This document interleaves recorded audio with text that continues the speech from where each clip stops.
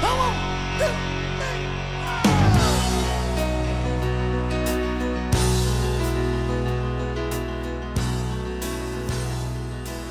Well, good morning and welcome back to the Broadcast Retirement Network. I'm Jeff Snyder. This is BRN AM for Friday, January 3rd, 2020. And here are our top stories. We're going to take a look at multi-employer or union pension plans and then some of the solutions that will prevent them from becoming insolvent.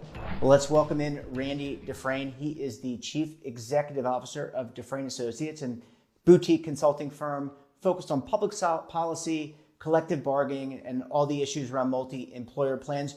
Randy, thanks for joining us from sunny Florida today. Well, thank you, Jeff. It's actually not been so sunny. I think Fort Lauderdale got 7 inches of rain this morning, so it's been a little bit crazy down here. Well, I hope you can enjoy the weather. It's very cold up here in the Northeast. Really appreciate you joining us.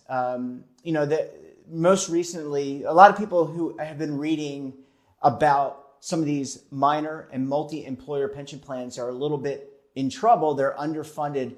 And I'm wondering if you wouldn't mind taking a few minutes to just describe the issue, what's going on with these plans today. Sure, I'd be happy to. Multi-employer plans are, by definition, creation of the collective bargaining process. They've been around since World War II. They've traditionally they were called union plans originally, but in 1947 that changed with the passage of Taft-Hartley to make them jointly managed plans. There are one or two exceptions out there to that rule, but so when people call them union plans, they kind of miss the boat there. Right.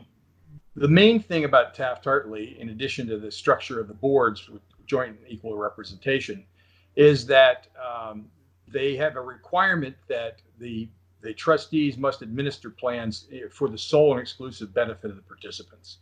And I think that's really the key here that we need to continue to remember. And so that's played forward up to the beginning of ERISA. ERISA was created as a result of what was perceived to be some abuses in that system, as trustees were trying to address their concerns for providing benefits to the existing pensioners by perhaps making the future benefits tougher to acquire, longer periods of service, and those kinds of things. So ERISA came along and put in place the pre-funding rules, the definitely determinable benefits, and those things were meant to address the concerns here. If you look over the plans historically, we have two different sets of rules here governing multi-employer and single employer plans. And this comes back to ERISA once again.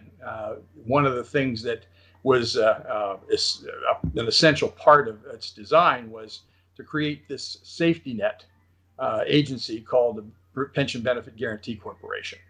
Now, the PBGC has two separate and distinct trust funds, one for singles, one for multis, and that reflects the level of risk that was and still is present.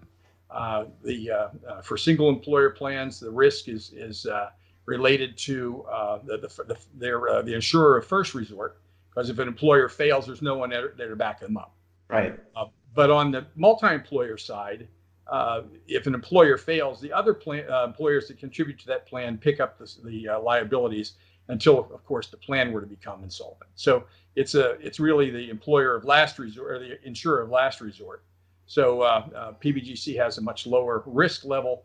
That was reflected in lower guarantee levels and lower premiums, and that's still in place. Yeah. Now, if you look historically, I think that that methodology was appropriate in that. For the first 20 years of the PBGC multi-employer guarantee plan, only 21 plans failed, which is pretty amazing given the fact that the premiums and the plan continued to have a surplus of assets, given the fact that they were only paying $2.60 per participant as far as the premium. That all changed when 2000 came along. We had those first of the two once-in-a-lifetime economic events. So plans started to face some challenges after that. And that really, I think, set the stage for what we're dealing with today. We have plans that, in some cases, were the result of, as a result of public policy decisions made by Congress, such as the Clean Air Act for the miners, which drove most of their production out of the deep mines where the heavy union concentration and large number of employees were, out west to its essentially surface mining with fewer men and a lot of it's non-union. And also the deregulation of the trucking industry, where you saw thousands of contributing employers to funds simply no longer there. They no longer felt the obligation to do that. So those two pieces, and then of course the imposition of the bankruptcy courts as they became more involved in this process. Bankruptcy, many people say that the bankruptcy courts should provide a higher priority to pension funds, but that has to be balanced against the fact that it would make it much more difficult for employers to be able to get credit. So it's been a careful balancing act. Well, Randy, and that's excellent summary, and I think really informative and makes some very important distinctions. I like the one that you mentioned about that it's managed by both employer trustees and union trustees, so it's not self-serving in any way. Randy, we're really talking about here, and I know you and I have talked in the podcast before, back in 2014, President Obama, I think, signed into law some level of support for the lower-ended, what I would say the multi-employer plans that are significantly underfunded. I think it was like less than 10%. And what we're really talking about here, it's not all union plans, it's not all multi-employer plans that are in this category of significantly underfunded. There are some that are underfunded, but for the most part, the majority of these funds are managed prudently. They've been managing these risks associated with recession, et cetera, and working with the actuary, with the investment consultant to handle these plans. That's really a good point. You know, when the Great Recession hit, and there were a lot of criticisms about the way that these plans were invested. There was people would say, well, they were in too risky asset classes, and if you looked at them carefully, though, multi-employer plans were actually more conservatively invested than most either public or private sector employer programs. And the point that you made about the 90% of plans that are still healthy, they're expected to survive under the existing rules. I think that as Congress starts to look at ways to protect those remaining 10%, which is a significant number, right. You're looking at there are currently 1,300 plans, and there are about 10.5 million people. But up to 1.5 million of those and 10% of the plans could be at risk of becoming insolvent over the next 20 years. So as Congress is looking at the options for trying to resolve the problems that they've got right now, and there are two bills pending that are looking at that, I think it's important to remember the Hippocratic Oath, and that they first do no harm to the remaining 90%. Yeah, I would tend to agree with that. I mean, there's no point in damaging the assets and the funding liability for those plans and those retirees and those recipients of benefits, because now you're just going to have more people that are at the behest of the government and requiring a bailout. Randy, I want to take a quick break. When we come back, we're going to talk to Randy about a recent bill in the appropriations bill that supported some of the miners that Randy mentioned before. So stay tuned right here on BRN AM.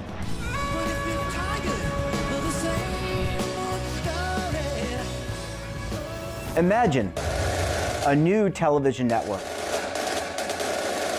that will make you richer, healthier, and in control of your financial future.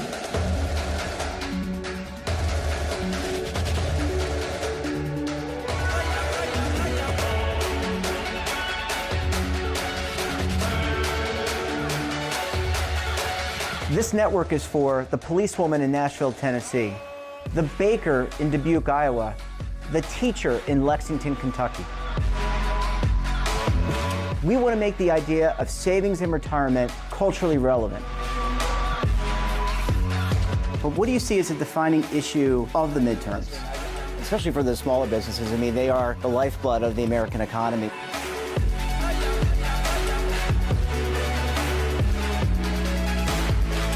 Featuring exclusive interviews, current affairs, and docuseries. 33 years old, you retired early. The philosophy is money only matters if it helps you live a life that you love. But you got to start thinking about retirement as soon as you get in.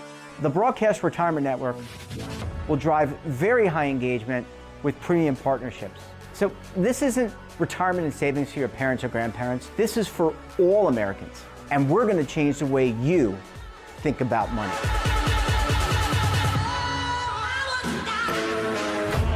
Welcome to the next frontier of retirement and savings. This is BRN, the Broadcast Retirement Network. Welcome back. We're talking to Randy Dufresne. He is the Chief Executive Officer of Dufresne and Associates, a boutique consulting firm focused on public policy for collectively bargained entities. Randy, thanks so much for sticking around this morning. Thank you. So I think you did a great job painting the picture, how we got to where we are. Let's talk about what many people have heard about in the press and heard about in the news with these miners' pensions. And you alluded to it a little bit with the Clean Air Act and some of the other things that were going on in the country for many decades. But let's talk about the appropriations bill, which was signed into law by the President of the United States. Can you tell us a little bit about how this is going to support labor unions, especially those miners? Yes, actually, the miners is a separate provision, which is apart from some of the other relief measures that are currently under consideration by both the House and the Senate. But it did do one important thing, which is to take care of the mine workers plan, which was really at the point of headed for insolvency in the very near future. By making the change to that plan, which was possible because there was already appropriated funding for that plan, both in terms of their pension benefits and health benefits, coming from the Mine Reclamation Act, where employers who are in that industry and do strip mines, for many years they just abandoned the land the way it was. And many, many years ago, Congress passed a law requiring them to pay into a fund to rehab that land. That fund was very well funded, overfunded to some extent. And for many years, the mine workers' trusts have been able to receive funding for health benefits for those retirees whose employers have left the system. The new appropriations bill extends that funding to provide a source of funding for the 92,000 retirees, in addition to the 13,000 people who are still on the health fund. So both of those provisions were taken care of in this appropriation bill. So let's just break it down. So 92,000 people drawing benefits, and what typically happens in a single employer plan is if it goes to the Pension Benefit Guaranty Corporation, they may have to cut benefits. And so what we're really talking about here is those 92,000 people who are drawing benefits today, they're on fixed incomes, right? They're retirees. They're relying on a promise made to them. And by backstopping this, whether it was going to come from the Pension Benefit Guaranty Corporation or through an additional source of funding, you're actually preventing those individuals and families from having to reduce and look for alternate means of funding. And as we've talked about on this program, and I'm sure you talk with your colleagues about, really hard to get a job when you're later on in life, even though many people are working into their later years. Yeah, there's no question about that. This is really a lifesaver for those people. And one thing to remember is that even though many of us are familiar with the benefits that are provided to skilled labor in the building trades in particular, where their benefit accruals are substantial, or the trucking industry where you could have earned several $1,000s a month, most of the benefits paid from the Mine Workers Fund are about $500 a month. Mm-hmm. So it's a very modest benefit. Right. And for those people, there was nowhere to go because the last I heard there were less than 3,000 employers or covered employees by signatory employers, and I think more recently one or two of them has gone bankrupt as well. So there was really no chance for that plan to have any mechanism to survive and to become solvent again. So government intervention was absolutely necessary. So it was a good move. Yeah. Now let's we're into 2020. What can we expect in terms of this issue going forward? I know you said that there are two other pending bills. What can the viewers look to see from members of Congress, the U.S. Senate, the president, in terms of the other, whatever, 90% or whatever the number is of plans that were not included in this appropriations bill?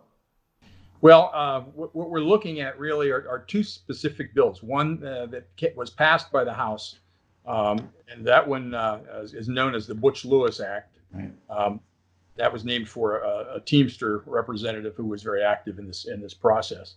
And the other one is a bill that hasn't quite made it in terms of being introduced yet, but there are technical white papers out there that describe what the proposal is all about. That's about as far as the similarities go. These are very, very different, distinct ways of approaching it. The first one involves making loans. The Butch-Lewis Act involves making loans, which have fairly restrictive covenants on how you can invest the money. The idea here is that you take a plan that can't meet its benefit obligations, you lend it money out of the Treasury at a low rate. They invest that in fairly low yield fixed income vehicles, and they are supposed to return enough money to pay the benefits at the existing levels, plus investment, plus the expenses of administration, plus paying interest back to the government, and then at the end of 30 years repaying the entire loan. So if you think about how much money you would have to set aside to fund all of those things for a plan that who currently has an investment allocation which is more traditional and has a higher yield, it's a daunting process there. Yeah. So those expenses are unlikely to get a lot of support when it gets to the Senate. On the other side, in the Senate, their provisions over there are more related to expanding a provision of ERISA, which was known as partition. Through partition, the PBGC would take over liabilities for employees who were originally employed by employers that are no longer in business, and so they're looking at ways of expanding that so that the money could come through PBGC. There would be some reductions in benefits, but to accompany that, this proposal also proposes increasing the guarantee levels. Currently, a 30-year employee, according to the formula, would be able to receive a maximum of $12,870 a year. Under the new proposal, it would be closer to $20,000. Mm-hmm. So that provides some benefit. But on the downside, the new rules would impose additional fees that would raise the existing premium from $29 per participant to $80. Wow, so a big jump. Yeah, that's significant. It would impose a variable premium on plans that are underfunded, and that would be up to it would be based on 1% of the underfunding, but the maximum would be no more than $250 per participant per year on the variable piece. There would also be another fee that would apply to employers and unions who would have to pay $2.50 per month per covered employee. And then there's another fee that would be charged to the retirees themselves if their plans are seriously underfunded. Right. That can range anywhere from 3% to 10% of their benefit levels. So the funding of these benefits, the supports for the PBGC is creating a problem for the employer community, because one of the things we have to remind our policymakers is that these are all employers who are in very competitive fields. Some of the industries like construction have very thin profit margins. They're competing against people who provide no benefits, in which case sometimes they can pay a higher wage. Right. So to keep and retain those skilled workers that they've trained is really pretty critical. So it really is a matter that we have a careful balancing act here, not to push the cost so high that the employers try to abandon it. Now, the other piece to that legislation is to include a provision that was originally proposed in the Multi-Employer Pension Reform Act that was passed in 2014, you mentioned earlier. Yeah. And that is, at the time, it was called the Composite Plan. It's also referred to as the GROW Act. It was introduced in the House last year and the year before. But the provisions there are to try to draw the best features of both defined benefit and defined contribution plans in order to allow these plans to move forward. It would eliminate withdrawal liability because the benefits would not be a defined benefit plan. Rather, it would be neither defined benefit nor defined contribution.